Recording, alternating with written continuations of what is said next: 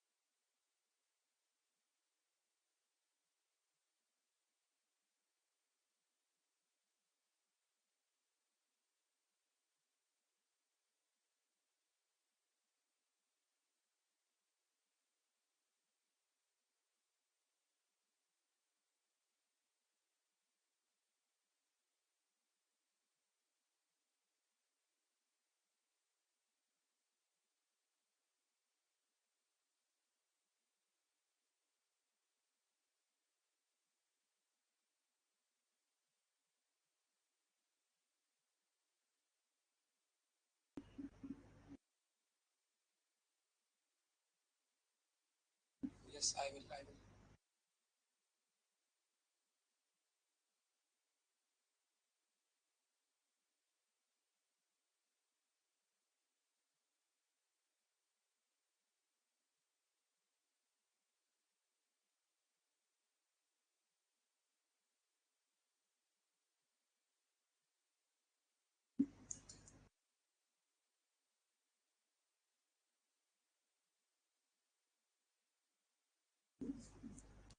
तो आज की अपनी क्लास का टॉपिक है साइबर लॉ सब्जेक्ट का एआईबी में। एक अगर आप क्वेश्चंस के अकॉर्डिंग बात करो तो उसमें वन और टू क्वेश्चंस मैक्सिमम आते हैं साइबर लॉ से। तो उसके लिए हमें मेन जो कंसीडर करना होगा वो है साइबर लॉ का हिस्ट्री क्या है, और साइबर लॉ के बेसिक जो इंडिया में जो एक्ट डील करता है वो साइबर लॉ से आता है आईटी एक्ट 2000 जो मेड इन ईयर 2000। तो साइबर लॉ जानने के लिए पहले हमें पढ़ना पड़ेगा साइबर क्राइम क्या है।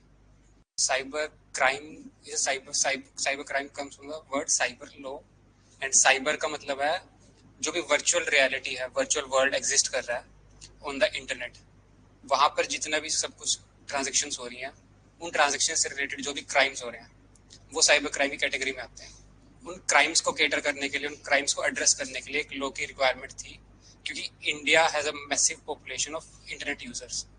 उसके लिए साइबर लॉ पिक्चर में आया।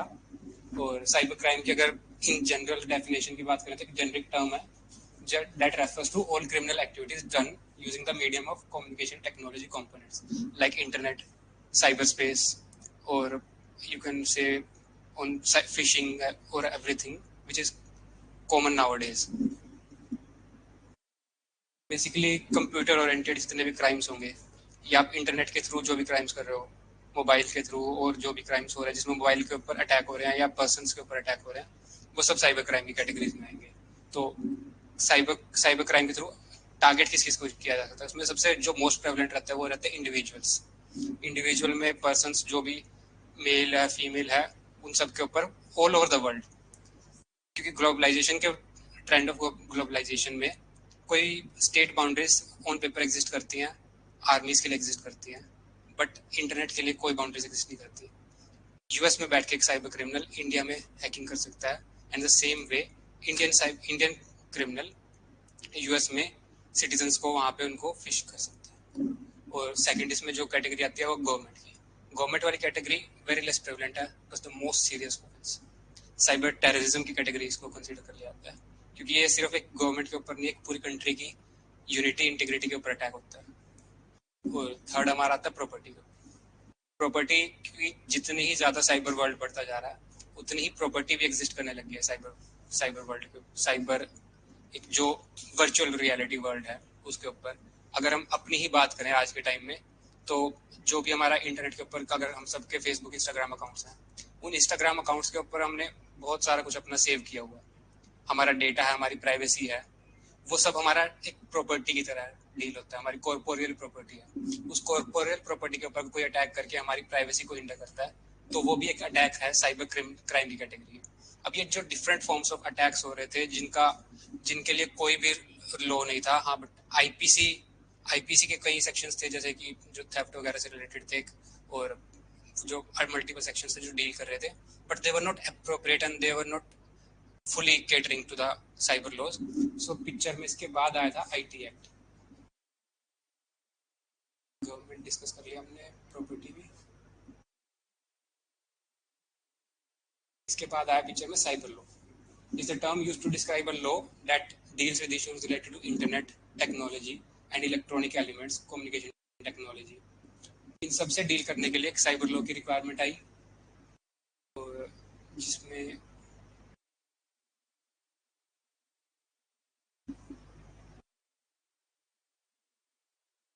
अगर हम स्कोप की बात करें साइबर लॉ के, तो साइबर लॉ का स्कोप बहुत ज़्यादा वाइड है। जैसे कि मैंने आप लोगों को पहले बताया कि India has a massive population, जिसमें से 50 to 60%, अगर हम 140 करोड़ पॉपुलेशन की बात करते हैं, उसमें 50% पकड़ते हैं, अराउंड 60 करोड़ पीपल, मतलब rough idea around 60 crore people internet users हैं। इतनी बड़ी पॉपुलेशन जब इंटरनेट यूजर्स की हो, तो प्रोन पॉपुलेशन भी वही आती है टू साइबर अटैक, क्योंकि वो पॉपुलेशन इतनी लिटरेट नहीं है। They are new to the social media world. Data cheaper है इंडिया में, among the most cheapest data in the world India में अवेलेबल है, तो उस वजह से प्रोन टू साइबर अटैक्स बहुत ज़्यादा हो जाते हैं। वर्ल्ड की नज़रें इंडिया पे रहती हैं, जहाँ पे मेजर अटैक्स गवर्नमेंट्स भी कराती हैं, जैसे चाइना के या किसी और कंट्रीज के अटैक होते हैं। जो प्राइवेट पर्सनल्स पर प्राइवेट साइबर हैकर्स होते हैं, उनके भी टारगेट्स इंडिया के ऊपर रहता है। कि जैसे अभी रिसेंट में एम्स के ऊपर अटैक हुआ था, जहाँ पे उन्होंने पूरा एम्स का जितना डेटा था उस डेटा को लीक करके ऑनलाइन सेल किया था। बड़े ही जहाँ पे अटैक्स होते हैं, इसलिए स्कोप साइबर लॉ का बहुत ज्यादा बढ़ जाता है। अब पिक्चर में आता है इंफॉर्मेशन टेक्नोलॉजी एक्ट 2000, जो इन सब चीजों को ध्यान में रखते हुए in the year 2000 government picture लेके आई थी। इसने लीगल रिकॉग्निशन प्रोवाइड कराई। बेसिक इसका जो पर्पस था, आप अगर आईटी एक्ट में अपना इसका एक्ट का ऑब्जेक्टिव भी खोलोगे, इसमें सबसे पहले है legal recognition for transactions carried out by means of electronic data. मतलब अगर इन द लेमैन लैंग्वेज इसको मैं कहूँ, तो इंटरनेट पे जितनी भी कम्युनिकेशंस हो रही थी, जितनी भी ट्रांजैक्शंस हो रही थी, उन ट्रांजैक्शंस को इस आईटी एक्ट ने लीगल रिकॉग्निशन प्रोवाइड किया, क्योंकि इससे पहले ग्रे एरिया था। जहाँ पे इलेक्ट्रॉनिक ट्रांजेक्शन हो तो रही थी, इलेक्ट्रॉनिक कॉमर्स हो तो रहा था, बट उसको कोई एड्रेस नहीं कर रहा था। आईपीसी के लॉज थे, they were insufficient to cater through all those nitty gritties of the cyber law. तो उसके लिए आईटी एक्ट पिक्चर में आया। ये जो बेस था आईटी एक्ट, ये था यूनिसिट्रल के ऊपर बेस्ड। एक ये था आपके बेयर एक्ट में मेंशन है United Nations commission on international trade law. ये भी एक क्वेश्चन के फॉर्म में भी आता है, अगर आप इसको हाईलाइट करना चाहो तो कर सकते हो।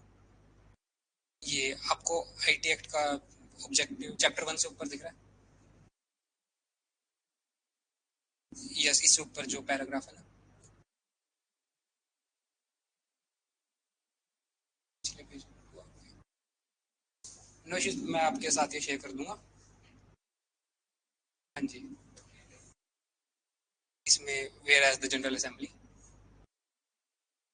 तो it was based on UNCITRAL which goes, जिसकी फुल फॉर्म है United Nation commission on international trade law. और ये इंडिया के 51st year of republic of India में आया था आईटी एक्ट। तो अगर क्वेश्चन कोई भी इस रिगार्डिंग आता है कि in which year of the republic IT act was enacted, so the answer will be 51st। और इसका extent from the very first day ही होल ऑफ इंडिया पे था, not excluding Jammu and Kashmir. ये भी इसमें एक डिफरेंस क्रिएट करता है इस आईटी एक्ट का। और इसकी जो एनफोर्समेंट डेट थी, वो सब अगर शॉर्ट टाइटल की बात करें तो इसका आईटी एक्ट 2000 शॉर्ट टाइटल है, इंफॉर्मेशन टेक्नोलॉजी एक्ट 2000।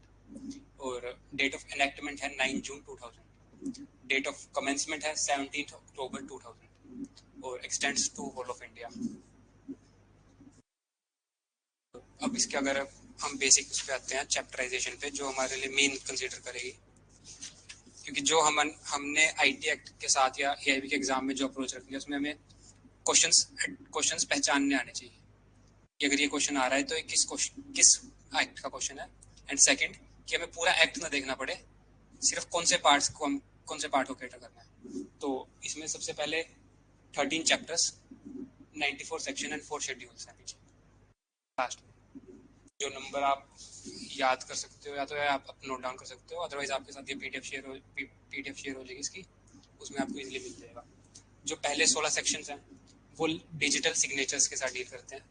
हम एक बार को एक ब्रीफ इंट्रोडक्शन इनका भी समझेंगे कि डिजिटल सिग्नेचर्स क्या हैं। सर्टिफाइंग अथॉरिटीज उसके बाद आती है 17 टू 42 सर्टिफाइंग अथॉरिटीज।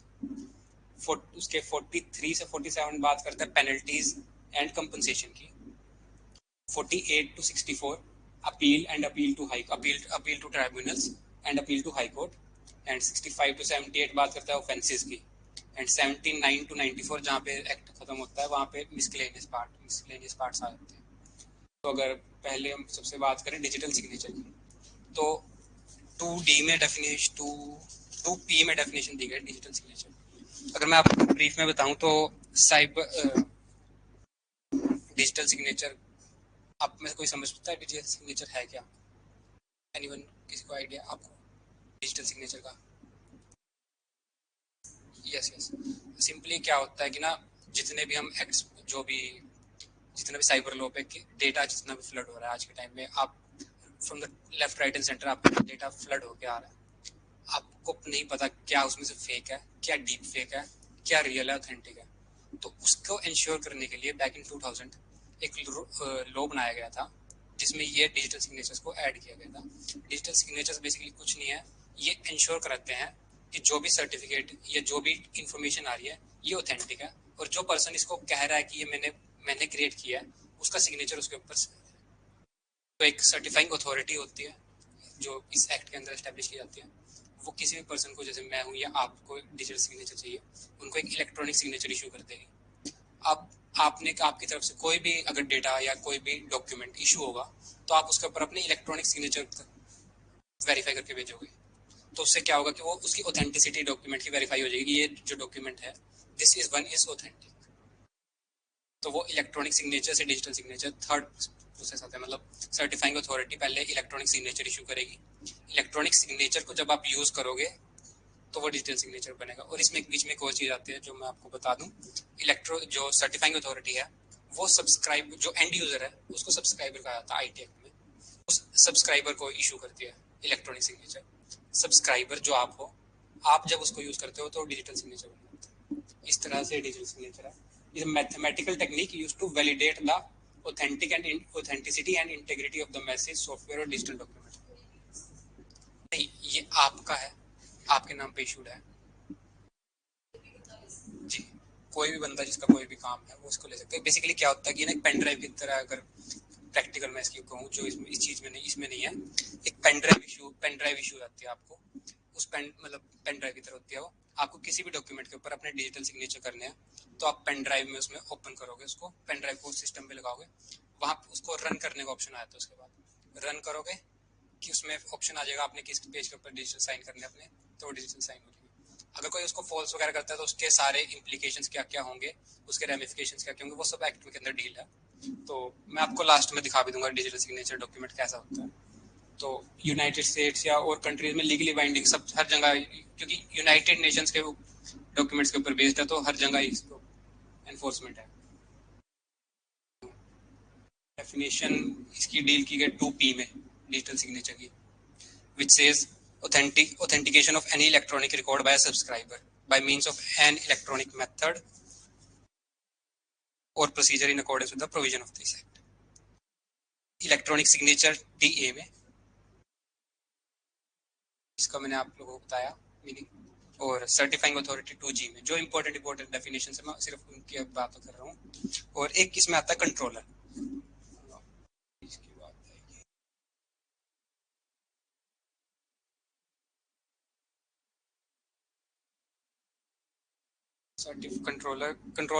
कंट्रोलर से पहले सर्टिफाइंग अथॉरिटी की बात कर लेते हैं। सर्टिफाइंग अथॉरिटी जैसे मैंने बताया आपको, गवर्नमेंट एस्टैब्लिश करेगी एक सर्टिफाइंग, मतलब गवर्नमेंट कंट्रोलर बनाएगी कंट्रोलर। उसके बाद सर्टिफाइंग अथॉरिटी एस्टैब्लिश करता है।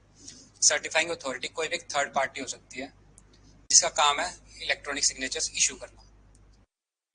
उसको एक लाइसेंस इशू हुआ है सर्टिफाइंग अथॉरिटी को। उसने आगे जो भी पर्सन उनको वेरीफाई करके, अगर आप गए हो या फॉर एग्जांपल मनवीर गया, तो उनको ऑथेंटिसिटी वेरीफाई करनी है, उनका हर चीज़ वेरीफाई करके उनको डिजिटल सिग्नेचर इशू करना है। उसके बाद उन्होंने इंश्योर भी करना कि ये इसकी फॉलो अप जो भी रिक्वायरमेंट्स है वो हो रही है या नहीं हो रही है। ये सर्टिफाइंग अथॉरिटी का काम होता है। अब बात आती है section regulation of certifying authority, section 17 अगर एक बार आप लोग ओपन करो,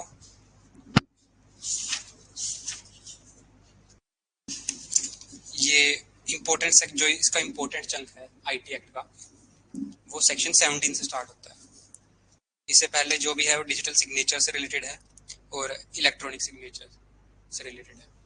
उसमें मतलब अगर आपको कहीं पे भी कोई क्वेश्चन आता है जिसमें डिजिटल सिग्नेचर शो होता है या इलेक्ट्रॉनिक सिग्नेचर के रिगार्डिंग कोई भी बात आती है, तो मतलब आपने जो इसका पार्ट चैप्टर 2 है उसको कंसीडर करना है IT एक्ट के। और अगर 17, अब इसके बाद अगर हम चैप्टर 6 पे आते हैं जो मेन हमारे चंक से बात करता है controller and other officers. Controller की डेफिनेशन आती है 2M में, और ये सर्टिफाइंग अथॉरिटीज को अपॉइंट करने के लिए जो भी कंट्रोलर एस्टैब्लिश किए जाते हैं सेंट्रल गवर्नमेंट के थ्रू।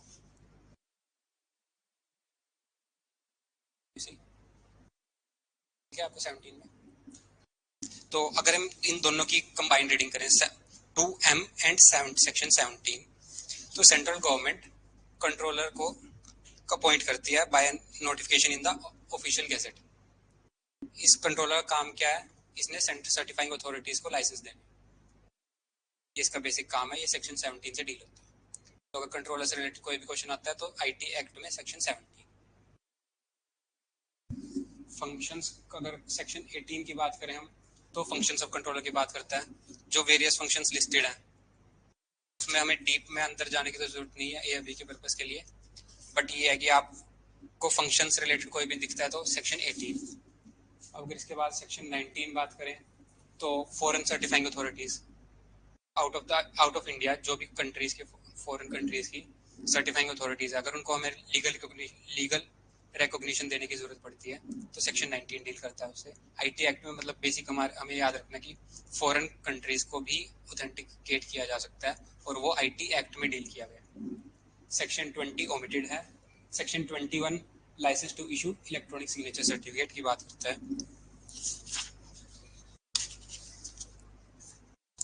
इसमें वही जो आपने स्टार्टिंग में क्वेश्चन किया था, any person may make an application to the certifying authority कि उन्हें एक सर्टिफिकेट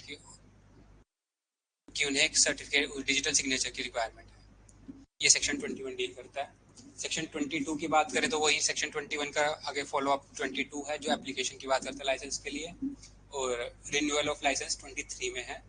प्रोसीजर फॉर ग्रांट और रिजेक्शन ऑफ लाइसेंस, जब आपने अप्लाई कर दिया, चाहे आपने रिन्यूअल के लिए 23 में अप्लाई किया या आपने फ्रेश एप्लीकेशन 22 में लगाई है, उसका ग्रांट करने का प्रोसीजर क्या होगा या रिजेक्शन करने का प्रोसीजर क्या होगा, वो 24 में डील किया गया है। और 25 में सस्पेंशन ऑफ लाइसेंस, किसी भी रीजन से अगर सस्पेंड करने की जरूरत पड़ती है किस तरह होगा, क्या उसके प्रोसीजर रहेगा, वो 25 है। और नोटिस ऑफ सस्पेंशन या रिवोकेशन ऑफ लाइसेंस सेक्शन 26 है। ये जो चंक है 21 से लेके 26 तक का, ये लाइसेंस के रिगार्डिंग बात कर रहा है, डिजिटल सिग्नेचर्स या जो इलेक्ट्रॉनिक सिग्नेचर्स हैं उनके। तो हमें बेसिक यही याद रखना है कि इलेक्ट्रॉनिक सिग्नेचर्स को हमने सेक्शन 20 जो उनके लाइसेंस की बात हो रही है वो इस चंक में बात हो रही है। नेक्स्ट अगर हम चलें सेक्शन 27 में, सेक्शन 27 टू 34, ये पावर्स की बात करता है जो सर्टिफाइंग अथॉरिटीज की वेरियस पावर्स हैं, जैसे पावर टू डेलीगेट या पावर टू इन्वेस्टिगेट कॉन्ट्रावेंशंस और एक्सेस करना किसी भी कंप्यूटर डेटा को।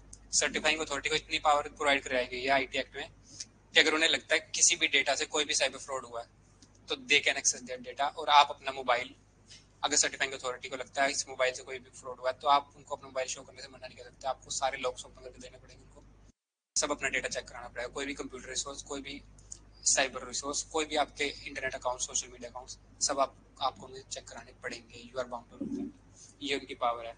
लाइसेंस, डिस्प्ले ऑफ लाइसेंस, जो सर्टिफाइंग अथॉरिटी को लाइसेंस इशू है उन्हें वो कॉन्स्पिक्यूअस प्लेस पे डिस्प्ले करने हैं, ये सेक्शन 32 बात करता है। और 34 डिस्क्लोजर्स की बात करता है। अब मेन अगर हम नेक्स्ट टॉपिक पे चलें तो सब्सक्राइबर डिफाइन किया गया था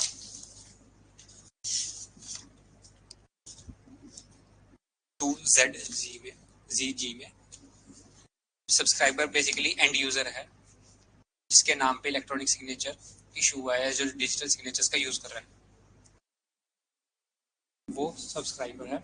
is someone who expresses approval for something. कोई भी डॉक्यूमेंट आया, कोई भी इलेक्ट्रॉनिक समथिंग कुछ भी आया, उसके ऊपर सिग्नेचर कर रहा है जो पर्सन या ऑथेंटिकेट कर रहा है, वो सब्सक्राइबर है। अब अगर सब्सक्राइबर की ड्यूटीज की बात करें तो सेक्शन 40 पे आ जाओ आप लोग।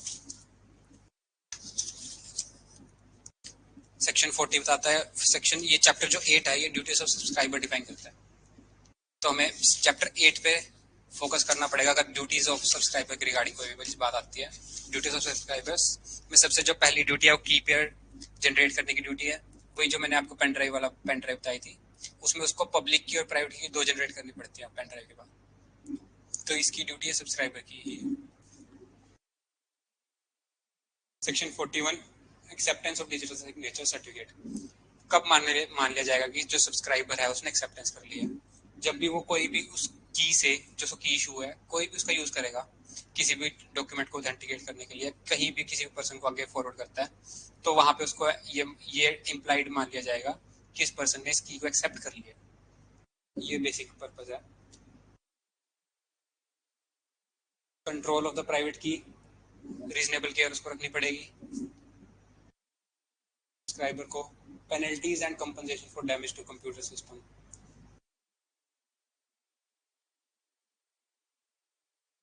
अब ये एक मेन सेक्शन हमारा हो जाता है क्वेश्चन के लिए जो आईबी में आ सकता है।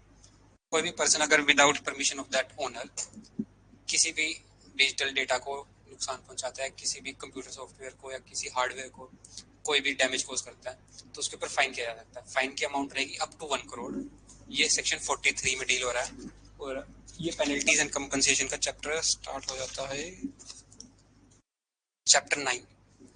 ये चैप्टर काफी इंपॉर्टेंट है क्वेश्चंस के लिए। Chapter 9 penalties and compensation for damage to computer systems etcetera. इसका आप केस लॉ लिख सकते हो। जो इंपॉर्टेंट केस लॉ है इसका, Poona Auto Ancillaries versus PNB.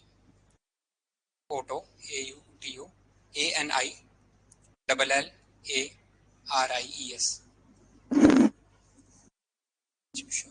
Poona Auto ANILLARIES RIES versus Punjab National bank.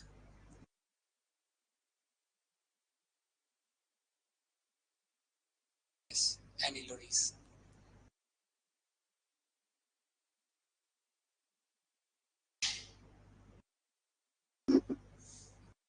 इसमें बेसिकली यही है कि कंप्यूटर से रिलेटेड जो भी, जैसे अगर यहाँ का ये कंप्यूटर भी है, इससे रिलेटेड कोई भी पर्सन क्राइम करता है तो उसके ऊपर डैमेज किसको कॉज करता है तो उसके ऊपर कंपनसेशन इम्पोज किया जाता है, जिसकी अमाउंट मैक्सिमम 1 करोड़ होगी। ये जो 1 करोड़ का नंबर है, ये क्वेश्चन के पेपर के लिए क्वेश्चन बनता है। अप टू क्या अमाउंट लग सकते हैं फाइन की? 1। Compensation for failure to protect data 43A बात करता है, अगर किसी के पास आपका डेटा है, जस्ट फॉर एग्जांपल फेसबुक है या इंस्टाग्राम है, जिनके पास हमारा डेटा है, पर्सनल डेटा है, और वो अगर वहां पे फेलियर करते हैं अपनी ड्यूटीज को फॉलो करने में, तो क्या इम्प्लीकेशंस हो सकती है, उसके साथ 43A डील करता है। 44 बात करता है फेलियर टू फर्निश इंफॉर्मेशन। अगर कोई भी पर्सन अपनी ड्यूटी फेल करता है फर्निश डॉक्यूमेंट्स को, तो उसकी अमाउंट हो सकती है 1,50,000 फाइन। ये सेक्शन 44 में बात की गई है। अगर इस एक्ट ने किसी भी पर्सन के ऊपर 44, जो सेक्शन 44 है जो बेसिक बात कर रहा है, इस एक्ट आईटी एक्ट ने किसी भी पर्सन के ऊपर ड्यूटी इम्पोज किया है कि आपने कोई भी डेटा फर्निश कराना है किसी भी अथॉरिटी के पास, और आप उस ड्यूटी को फेल करते हो, फर्निश नहीं करा पाते हो, तो आपके ऊपर फाइन की अमाउंट लग सकती है 1,50,000।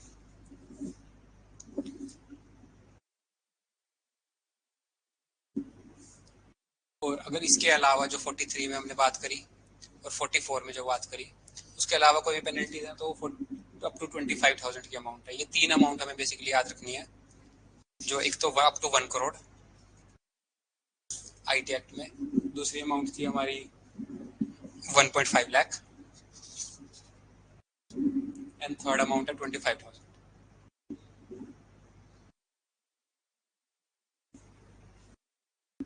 अब जो नेक्स्ट अगर पेनल्टीज का हमारा यहाँ पे जो पूरा आता है रेसिड्यूरी पेनल्टी में, इसके बाद जो इम्पोर्टेंट चंक है वो आता है section 65। Yes ma'am, section 65 offences. ये एक अनदर इम्पोर्टेंट एस्पेक्ट है इसका, जिसमें केस लॉज भी काफ़ी है और इसके साथ डील भी काफ़ी किया जाता है, जो न्यूज़ में भी रहता है। ये चैप्टर 11 ऑफेंसेस से रिलेटेड है। इसमें अगर कोई भी टैंपरिंग करता है कंप्यूटर सोर्स डॉक्यूमेंट्स के साथ, knowingly or intentionally conceals, destroys, alters or intentionally destroy any computer source shall be punished with imprisonment up to 3 years or with fine which may extend to up to 2 lakh or both। यहाँ पे जो main आ जाता है knowingly या intentionally, अगर आपने कुछ भी किया है डेटा के साथ, जो डॉक्यूमेंट्स हैं कंप्यूटर सोर्स के, वहां पर 2 लाख रुपीज का फाइन और इम्प्रिजनमेंट अप टू 3 इयर्स। ये पेनल्टीज ऑफेंसेस वाले सेक्शन में आता है। मतलब जो बेसिक डिफरेंशिएशन यहाँ पे आई है, हमने पीछे 43 सेक्शन 43 देखा, वहां पे था कि आपने जो कंप्यूटर था उसी के साथ आपने डिस्ट्रक्शन कॉज किया, बट यहाँ पे जो आपका डेटा है या डॉक्यूमेंट्स हैं कंप्यूटर के अंदर, उससे डील कर रहा है ये सेक्शन। तो अगर पेपर में ये कंफ्यूजन आती है तो कंप्यूटर उसके लिए हार्डवेयर या कंप्यूटर के लिए हम 43 में जाएंगे, और डॉक्यूमेंट्स के लिए हम चैप्टर 11 ऑफेंसेस में आएंगे, सेक्शन 65, जिसमें 3 लाख तक का फाइन, जिसमें 2 लाख तक का फाइन और 3 इयर्स तक की जेल प्रोवाइडेड कराएगी। इसका सेक्शन 65 का केस लॉ इंपॉर्टेंट नोट कर लो, Bhimsen Garg, section 65 versus State of Rajasthan.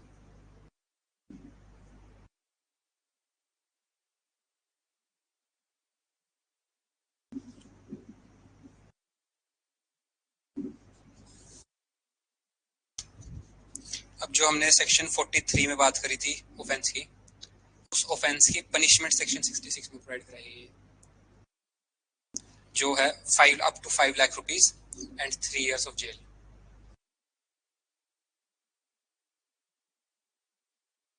हाँ जी, वो प्लस ये दोनों कंबाइंड रेटिंग होगी।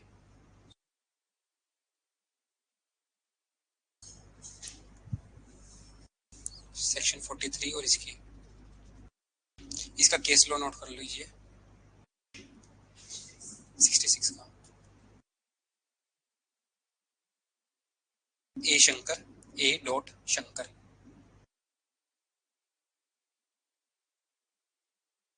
Versus State. हाँ जी, नहीं स्टेट, स्टेट ही। अब एक जो इसका मेन इंपॉर्टेंट प्रोविजन आता है वो है 66 ए। 66 ए काफी इंपॉर्टेंट हो जाता है क्योंकि ये न्यूज में काफी रहता है 66 ए। श्रेया सिंह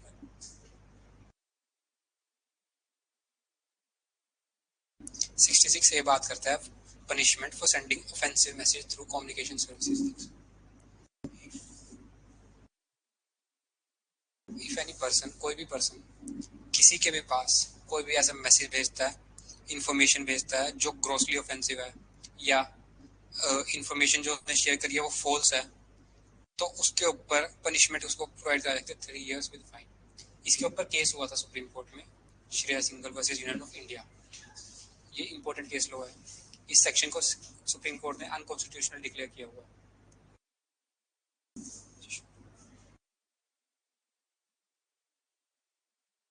ये सेक्शन अनकॉन्स्टिट्यूशनल डिक्लेयर किया हुआ है सुप्रीम कोर्ट ने। और केस लॉ का नाम है Shreya Singhal versus Union of India 2015। और इसका रीजन सुप्रीम कोर्ट ने जो दिया था वो ये था कि ये जो इसमें वर्ड्स यूज किए गए हैं, any information that is grossly offensive या मीनेसिंग इन कैरेक्टर, ये बड़े ही वेग है। इसमें आप कुछ भी कवर कर सकते हो। वन थिंग जो आपको ऑफेंसिव लग सकती है, भेजने वाले को नहीं लग सकती, तो इसलिए इसका कैरेक्टर अनकॉन्स्टिट्यूशनल सुप्रीम कोर्ट ने डिक्लेयर कर दिया था। Section 66 A.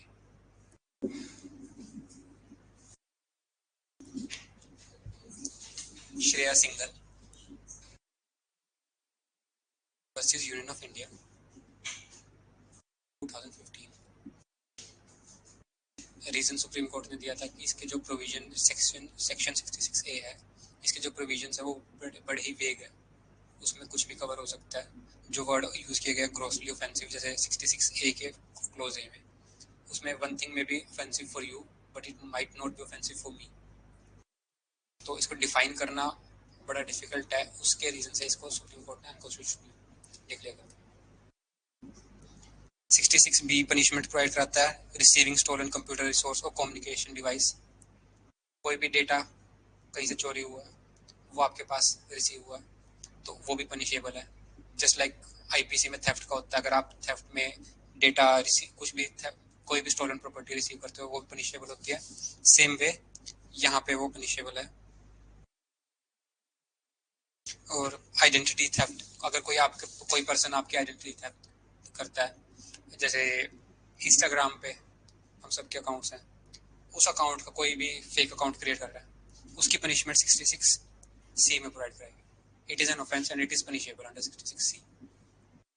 Punishment for cheating by personation 66 D बात करता है, and punishment for violation of privacy 66 E बात करता है उसकी।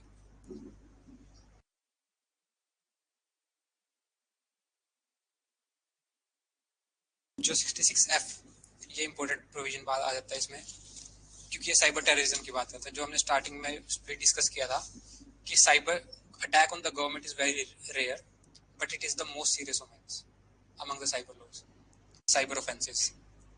तो कोई भी पर्सन जिसका इंटेंट है यूनिटी, इंटीग्रिटी, सिक्योरिटी और सॉवरेनिटी ऑफ इंडिया को हार्म पहुंचाने का, या any section of people of the country को हार्म पहुंचाने का, वो साइबर टेररिज्म की कैटेगरी में कवर हो जाता है।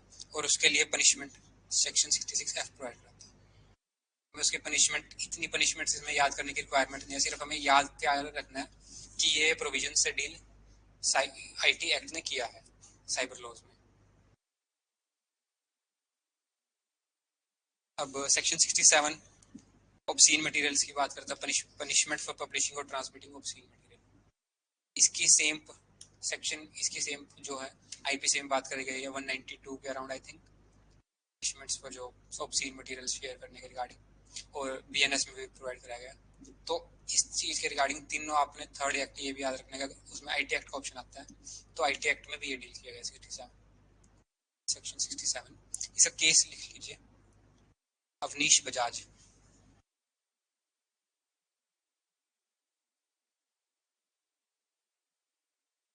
AVNISH, Bajaj versus State. और ये फेमस है दूसरे नाम से AKA, मतलब also known as Bazee dot com case, BAZAZEE।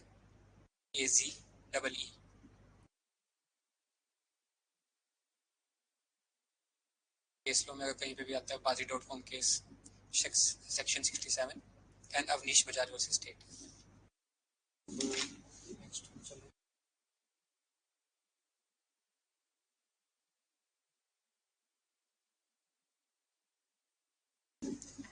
Next important आता है हमारा प्रोटेक्टेड सिस्टम, सेक्शन 70। इसमें जो मेन इंपॉर्टेंट जो बनता है, who has the power to certify any computer resource as a protected system. मतलब कि गवर्नमेंट, सेंट्रल गवर्नमेंट के पास पावर है, अप्रोप्रिएट गवर्नमेंट के पास पावर है किसी भी रिसोर्स को, किसी भी कंप्यूटर रिसोर्स को वो as a protected system declare कर सकती है। जस्ट लाइक अगर उनको मन करता है इस सिस्टम को नॉट डिक्लेयर करना है, तो अप्रोप्रिएट गवर्नमेंट में सेंट्रल गवर्नमेंट भी हो सकती है, स्टेट गवर्नमेंट भी हो सकती है, वो था कवर। अदरवाइज अगर आप इस एक्ट में देखोगे, मेजरली जो भी पावर्स हैं वो सेंट्रल गवर्नमेंट के पास है, चाहे वो कंट्रोलर को इशू कर, कंट्रोलर को अपॉइंट करने की हो, या और भी जो जितनी भी पावर्स हैं। बट यहाँ पे कुछ ऐसी पावर्स हैं प्रोटेक्टेड सिस्टम वाली, ये अप्रोप्रिएट गवर्नमेंट के पास आती है। अब सेक्शन 70B भी इम्पोर्टेंट है। ये Indian computer Emergency Response team की बात करता है। एक बॉडी है जो आप कह सकते हो as a first responder act करती है। जैसे कहीं पे भी कोई फायर या इंसिडेंट होता है, फायर ब्रिगेड आती है, कोई क्राइम होता है तो पुलिस आती है। अगर कोई भी साइबर टेररिज्म अटैक होता है इंडिया पे, या कोई भी मेजर अटैक होता है साइबर वर्ल्ड से रिलेटेड, तो उसमें जो फर्स्ट रिस्पॉन्डर काम करता है वो ये बॉडी है। इसका शॉर्ट फॉर्म है, एक शॉर्ट फॉर्म लिख लो आप प्रोविजन के साथ ही, CERT स्पेस IN, इंडिया का IN। ये मतलब यहाँ पे यूज नहीं, ये कॉमन पार्लेंस में यूज होती है, सर्ट इन।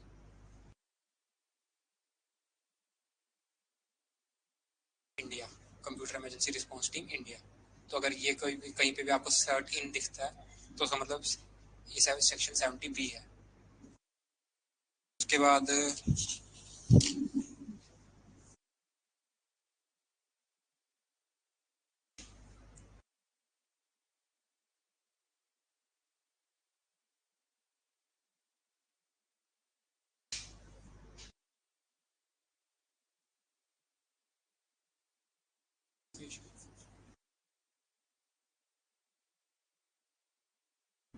इसके बाद जो एक हमारा मेन एक प्रोविजन है 77A, कंपाउंडिंग ऑफ ऑफेंसेस से रिलेटेड। आईटी एक्ट में जो कंपाउंडिंग आप समझते हो, आपको बताऊं? नहीं, मैं बता देता हूँ, मैं पूछ रहा हूँ आपसे। कंपाउंडिंग सिंपली मीनिंग होता है कि कोर्ट कोई भी आपने ऑफेंस किया है उनको शॉर्टन कर सकते हैं टर्म। कंपाउंडिंग कोर्ट के बाहर आप उनको निपटा सकते हो, सिंपल अगर लेमैन लैंग्वेज में बात करें उसकी। तो आईटी एक्ट में कंपाउंडिंग पॉसिबल है, but only up to 3 years of punishable offences. जिन भी ऑफेंसेस के लिए पनिशमेंट अप टू 3 years है, उनकी कंपाउंडिंग हो सकती है, उससे ज्यादा वाला की कंपाउंडिंग नहीं अलाउड है।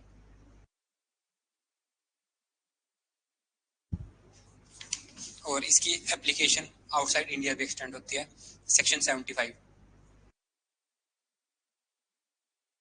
अगर कोई भी पर्सन ने कोई ऑफेंस किया है जो sitting outside India but computer resource located in India, तो वहां पे भी आईटी एक्ट 2000 अप्लाई होगा। ahead of its time, in sync with the BNS। और सेक्शन 77B ये बताता है कि जो 3 years अबव पनिशेबल ऑफेंसेस हैं वो कॉग्निजेबल की कैटेगरी में आएंगे, और जो up to 3 years punishable offences हैं वो बेलेबल होंगे, मतलब 3 years से नीचे वाले बेलेबल हैं, 3 years से ऊपर वाले कॉग्निजेबल हैं।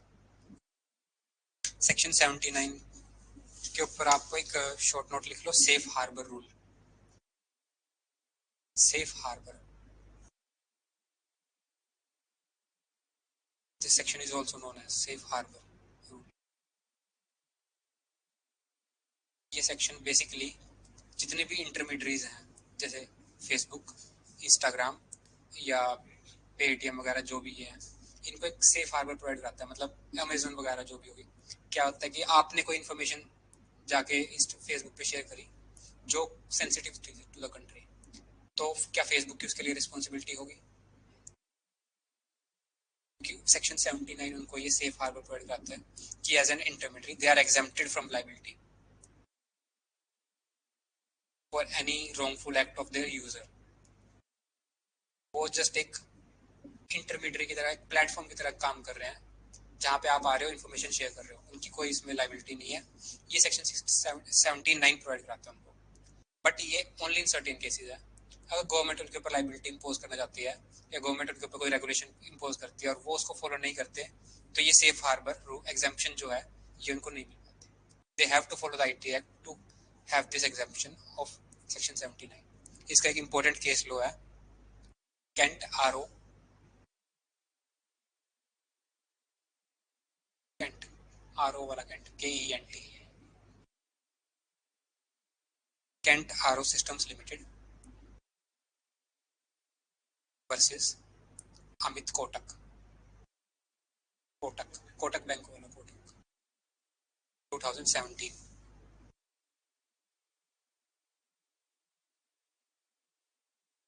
सेफ हार्बर रूल, जो टिकटॉक बंद हुआ, ये सारी एप्लीकेशंस बंद हुई, ये गवर्नमेंट ने उसी पावर्स के अंडर। और इसका ट्विटर का जो अब फॉर्मली नोन एज ट्विटर, अब एक्स के नाम पे जानता है, उनका सुप्रीम कोर्ट में केस भी चला हुआ है इसी सेफ हार्बर रूल के ऊपर, गवर्नमेंट ऑफ इंडिया के अगेंस्ट। और एक अनदर केस लो इम्पोर्टेंट इसका, सेक्शन 79 का, Google versus Vishakha industries. Vishakha industries, Vishakha, VI, spelling बताओ जी, 2009, विशाखा इंडस्ट्रीज लिमिटेड।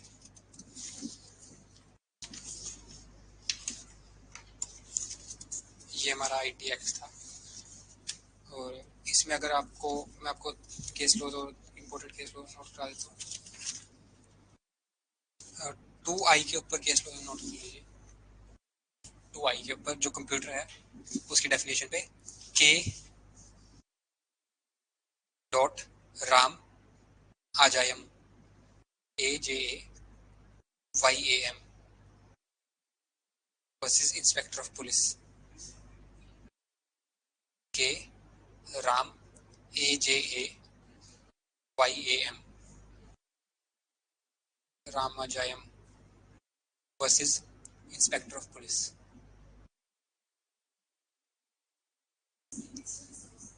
ये कंप्यूटर, डेफिनेशन ऑफ कंप्यूटर। और कंप्यूटर नेटवर्क के ऊपर केस लो नोट कर लीजिए। Syed,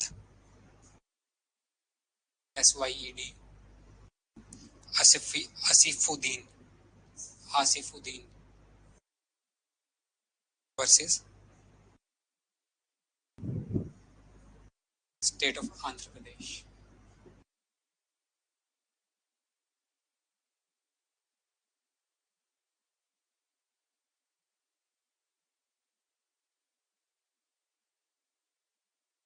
There is another case law on computer network,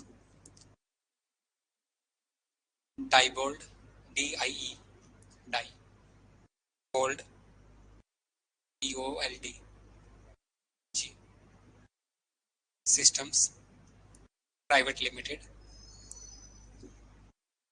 versus Commissioner of Commercial Tax।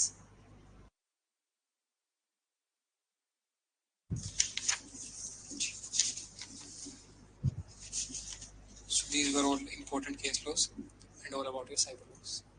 कोई doubt है तो आप,